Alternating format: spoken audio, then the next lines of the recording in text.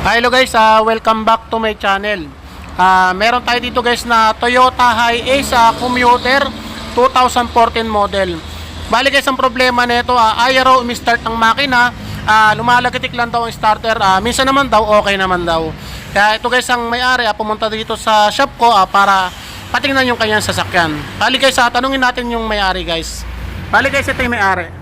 Sir, ano bang napansin mo sa sasakyan mo, sir? Hi, good afternoon. Bali, observe ko sa kanya, medyo mahirap na siyang mag-start. May redondo, tapos siya wala. Tapos, 2 times to 3 times bago siya mag-start. May start naman, sir. Nag-start naman. Pero sir, malakas naman yung battery niya. Malakas yung battery niya. Pina-check ko rin yung battery niya and bago ako pumunta dito. Kaya si sir, ito guys, si sir, nagpagawa na rin siya sa akin ng Innova yun, sir, di ba? Innova. Yan, kaya ngayon, hanggang ngayon, okay pa rin. Okay po rin. Yan. Maganda yung pagkakagawa nito, the best. Yan. Sige, Rick, angat nyo kayo po, Rick.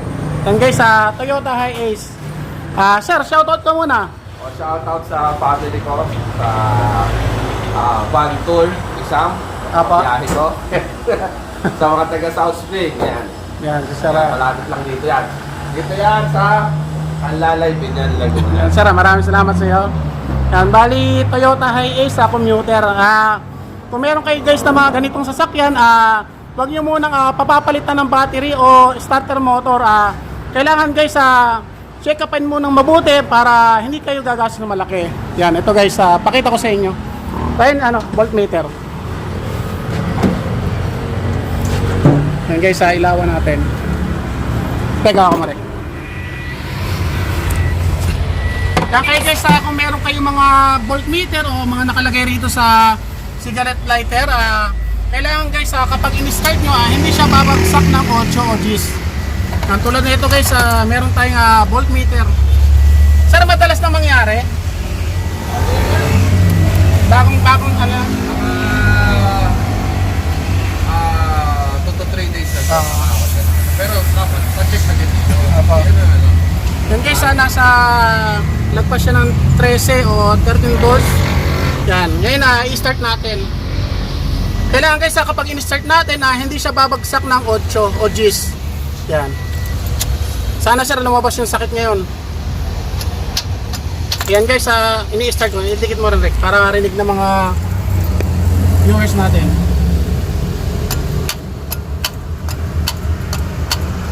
Yan guys, lumalabas lang, yan. Tempo sir, no? Oo. Yan. Start ulit natin. Yan. Patay. Yan. Pero pag kumandar sir, dire-diretso na. Diretso na. Ang guys, ang gagawin natin dito, ibababa namin yung starter motor, check upin namin. Pero guys, malamang ang naging sira lang yan, yung contact niya. Yung dalawang nakalapat ng ganito guys. Yung nilalapatan guys ng bilog, yung sa solenoid guys. Yan, yun lang ang gagawin natin dyan, magiging okay na yan guys. Yan. Bali ito guys, hindi ko na sa inyo ipapakita kung paano yan kakalasin kasi haba ang video natin. Ang importante naman guys, kung paano natin ito gagawa ng solusyon o kung paano makakatipid ang may-ari ng sasakyan. Yan guys, ang gagawin ko rito, kakalasin muna namin yung starter. So ito guys, nakalas na natin yung starter motor. Yan, sobrang dumi guys. Yan. Kitang-kita naman, parang ngayon lang siya mare-repair. Yan. Ngayon lang siya makakasal ko yan. Yan. Ito guys, ang naging problema niya, yung dito sa loob. Dito ka sa buka. Yan, dito guys, may contact yan kabilaan. Yan. Dito may contact yan, tapos meron yung gitna sa loob. Pakita ko sa inyo guys. Yan, ito guys, tatanggalin itong tatlong 8 na tornilyo.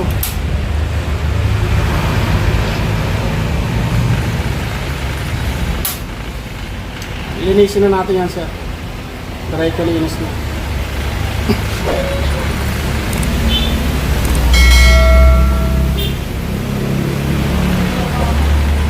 Yan, bali tatlong tornilyo. Yan, 8. Tapos ito guys, na nagiging problema niyan.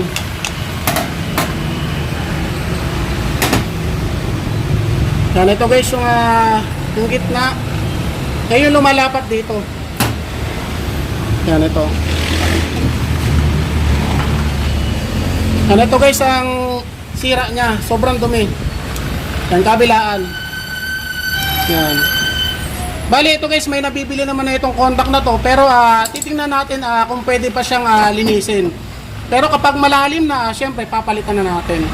Yan. Ganito guys, magtanggal yan. Yan. Bali, 12 na nut. Yan, para matanggal natin yung tilt coil. Yan. Ito guys, papunta na to mismo sa starter motor. Yan. 14. Ito guys, 14 na nut.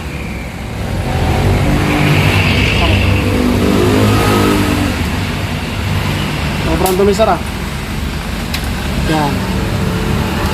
Kailangan guys, kapag gagawa kayo ng starter motor, tatandaan nyo kung paano nyo tinanggal, ganun nyo rin ibabalik.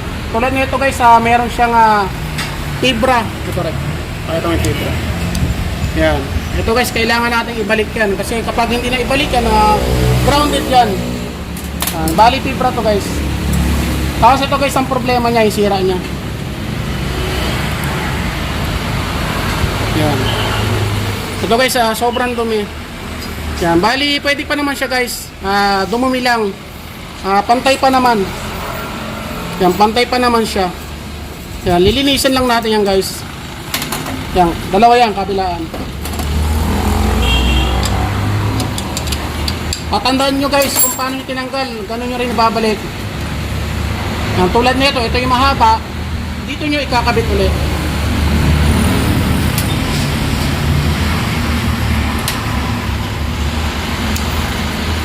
Yan, ito guys, mayroon siyang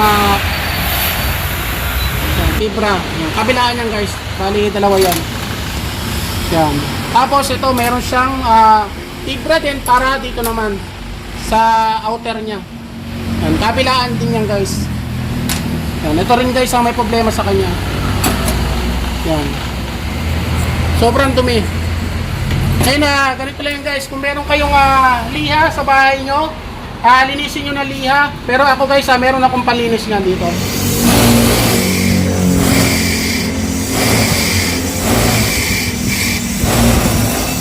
Bali ito guys, medyo malalim na siya. Kitang kita naman.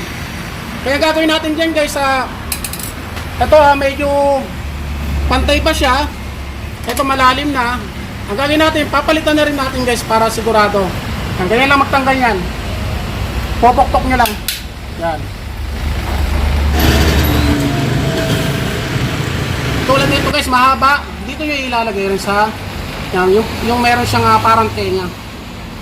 Yan, hindi nyo pwedeng balik na rin yan guys. Kasi lilihis yan dito. Tulad na ito guys, kapag nilagay nyo rito, yan, lihis na siya, lilihis yan. Nandito siya sa yan, tagilid. Yan, itong nakakabit sa kanya, yan, pantay siya. Yan. Kailangan guys, hindi kayo magkakabaliktad yan. Ngayon ang gawin natin ito naman ang bubuksan natin. Ito guys, kailangan kapag binuksan nyo yung solenoid, buksan nyo na rin to guys yung starter motor mismo.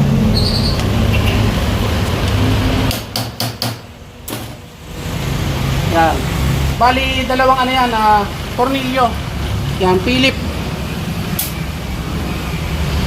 Pupukpukin nyo guys. Pupukpuk. Yan. Bali, dalawa yan guys. Tapos ito, Gis. Nalyabi uli. Para dito naman sa, housing.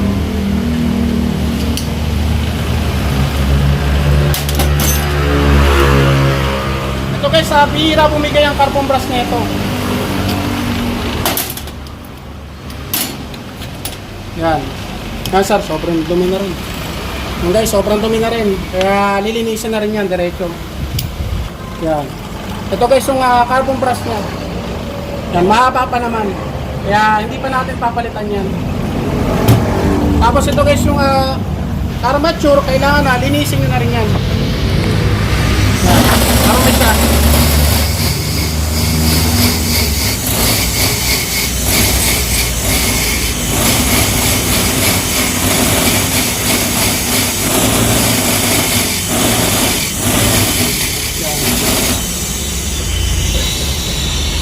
Kailangan guys, aniyahin natin yan.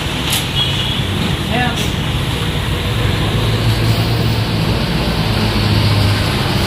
Niliyahin nyo guys, kapag nilinis nyo rito, kung meron kayong pang linis na ganyan, kailangan doblehin nyo ng liha.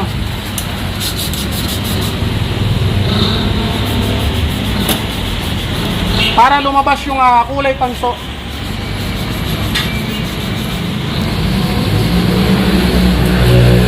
Yan.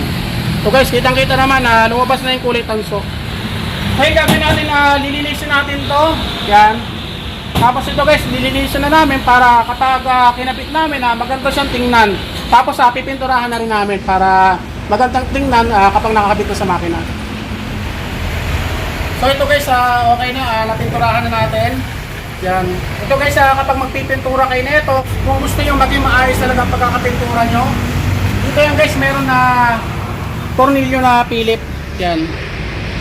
Yan, tatanggalin nyo yan, tapos mabubuka na yan. Tapos kailangan guys, ingatan nyo lang yung mga nasa loob nito. May mga bulitas yan dyan. Yan. Pero kung para hindi na kayo mahirapan, linisan nyo lang, tapos spray nyo na lang ng ganyan. Yan. Tapos ito guys, huwag nyo i-spray yan, itong contact sa solenoid. Yan. Kasi kapag napinturahan nyo yan, hindi na i-start yan, naglalagitik lang ng mahina yan. Yan. Kailangan guys, ano yan, huwag nyo i-spray yan. Iingatan nyo, balutan nyo ng, ng tape, o masking tape. Yan. Tapos ito guys, yung nabili nating pyesa. Yan. Bali, dalawa yan guys, kabilaan. Bali, 50 lang yan guys, isa. Yan. Tapos ito guys, yung mga ano niya. Yan. Pati ito, mga pininturahan na rin natin. Yan. Ito guys, importante rin to, lilinisan nyo yan. Yan yung kukontak dito. Yan. Kaya, lagitik lang siya kasi kapag marumi to, tapos ito marumi, lalagitik lang yan guys. Yan. Hindi siya tatawid dito sa starter motor. Yan. Kali ito na guys, papakita ko lang sa inyo. Merong nabibili yan guys na auto supply, ito kakabila. Yan. Ito naman, nandito sa kabila. Kailangan guys kung anong sample, yun din ang bibilihin nyo. Katulad na ito guys, ito yung sample niya. Yan, pares na pares. Yan. Ngayon guys, ituturo ko sa inyo kung paano yan ikakabit. Ito guys, meron niyang rewind. Yan, kailangan maikabit nyo yan na maayos. Yan, kailangan ilalagay nyo ito rito sa loob. Yan, dito yung sa loob. Yan. Tapos itong contact niya, yan, dito yan. Papasok nyo rito. Bago nyo ipapatong tong isa, yung rewind niya. Yan, dito nyo ilalagay yan guys, itong maliit na to. Yan, sa maliit yan. Yan, bali may fibra siya rito. Ngayon, kailangan niya rin ng fibra para sa labas. Yan. Tapos syempre, ibabalik natin tong o-ring niya. Yan, kailangan ibalik natin yan. Tapos sa washer. Yan. Tapos yung nut niya. Yan, ganyan lang kasimple guys. Kung paano yung tinanggal, ganun nyo rin ibabalik. Kailangan guys, masikip. Yan. Tapos ito guys, kailangan lapat to rito. Yan, kailangan hindi siya tagilid. Kailangan lapat na lapat dito sa fibra sa ilalim. Yan. Yan, sige pa natin. Yan. Tapos ito naman yung dito sa may positive. Yan. Kailangan nyo ring lagyan ng fibra. Tapos itong contact. Yan. Ito guys yung sinasabi ko. Kapag baliktad ang naikabit nyo, yan, nandito siya. Yan. Lagyan natin tornilyo. Yan. Ganyan guys mangyayari dyan. Pag baliktad, ang mapili yung contact. Siyempre, pag naikabit yan, hindi yan i-start.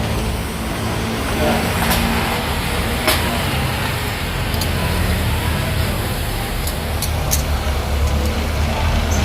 Kailangan guys, lapat to. Yung nasa ilalim, lapat na lapat yan. Kasi kapag nakatagilid ng ganyan yan, hindi i-start yan. Tapos ito yung ano niya, fibra niya sa labas. Tapos yung o-ring para sa tubig. Tapos syempre kailangan ng washer.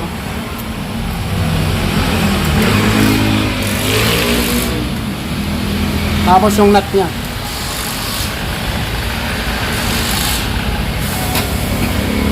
So guys, tinuturo ko sa inyo step by step.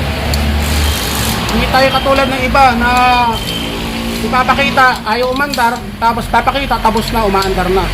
Tapos ipapakita lang nila na ito ang pinalitan nila. Ako kasi guys, iniisa-isa ko, step by step.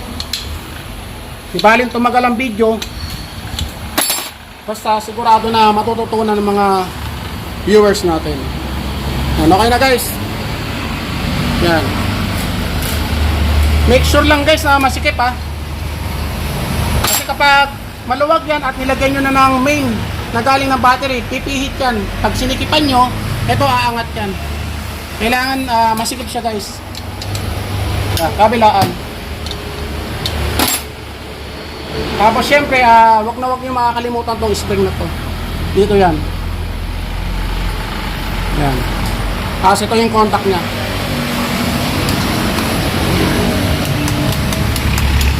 Yan, kailangan guys, naglalaro yan. Yan. Tapos, syempre, lalagay natin to. Yan. May goma rin yan.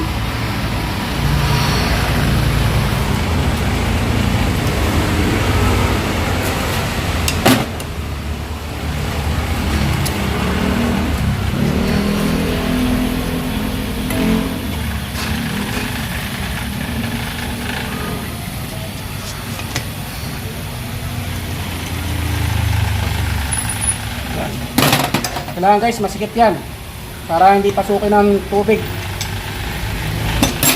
Ngayon, ito yung armature guys. Yan, kitang kita naman, malinis na siya. Ito guys, huwag niyong lalagyan ng grasa yan ha. Hindi nilalagyan ng grasa yan kasi sa contact yan ng carbon brass dito. Ang taas, ganyan lang guys magkabit nyan. Ipapatong nyo. Tapos ito ilulubog nilang guys mga carbon.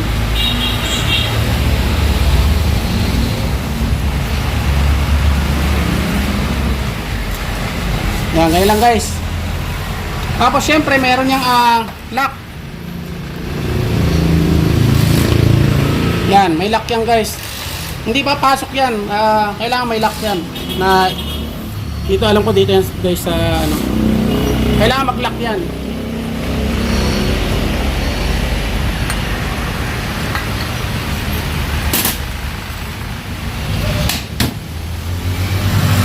Tapos ito guys, huwag niyong makakalimutan hindi ibalik yan.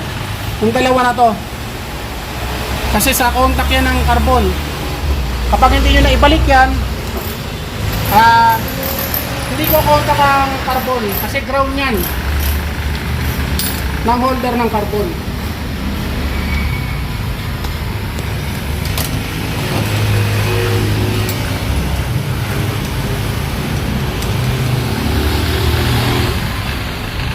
Kailangan guys, masikip.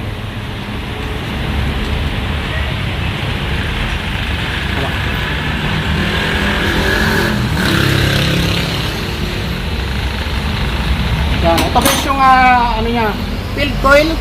Yan, dito yan guys. Sa may maiksi. Yan, ganyan guys sa may maiksi. Kailangan guys, masikip yan. Yeah. Okay na guys, parang brand new. Wow! Testing natin. Kaya ano, may charge may battery. Lobat.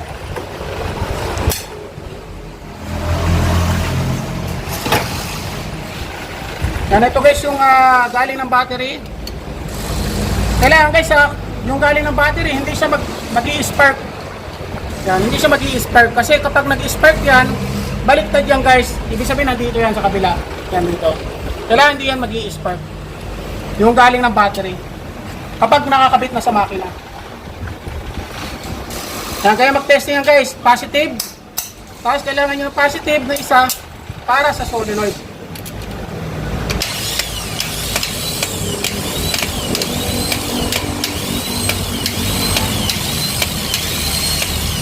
Yan guys, okay na. Ito guys, Naubat pa yung battery, pero umiikot siya kumukontak. Okay, so pakita ko na ng guys mamaya kapag testingin na namin, kapag naikabit na namin. A few moments later. So ito guys, okay na, naikabit na natin yung starter motor. Yan. Yan guys, parang brand new. Yan. Ito kasi guys, pinipinturahan ko na para magandang tingnan at para masayan din yung may-ari ng sasakyan. Yan. Okay na guys, syempre bago natin paanda rin, ikakabit muna natin yung terminal ng battery. Kaya na lagi kong sinasabi guys, ang tatanggalin nyo negative, wag positive. Yan. Kasi kapag positive ang tinanggal nyo, maaring yung yabi nyo dumikit dito, magi-spark yan. Yan, maaring mapasok kayo yan guys. Ang kailangan guys, negative. Yan. Kapag gagawa kayo guys ng starter o alternator, negative ang tatanggalin nyo.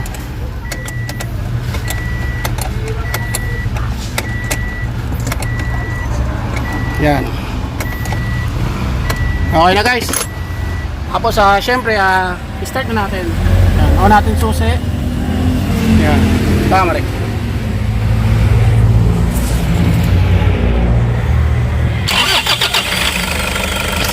Yan. Okay na guys. Try natin. On. Start. Patay. On.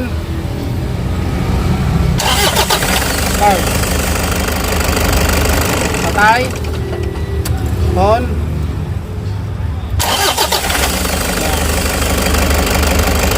Patay. On. Start. Okay na guys. Bali ganun lang guys ang gagawin nyo. Kapag lumalagitik yung starter motor nyo, syempre tingnan nyo muna guys kung malakas ba ang battery. Kaya kapag malakas yung battery at lumalagitik pa rin, ibig sabihin na starter motor guys ang papagawa nyo. Ngayon ang nagiging problema lang yan guys, katulad ng pinilitan ko, yung contact nya, dumudumi yung guys. Ano kaya guys, kapag malalim na, ayun hindi na siya kukontak na maayos. Guys, okay na, ganyan mag-repair ng starter motor. Halika rin. Sir, okay na siya.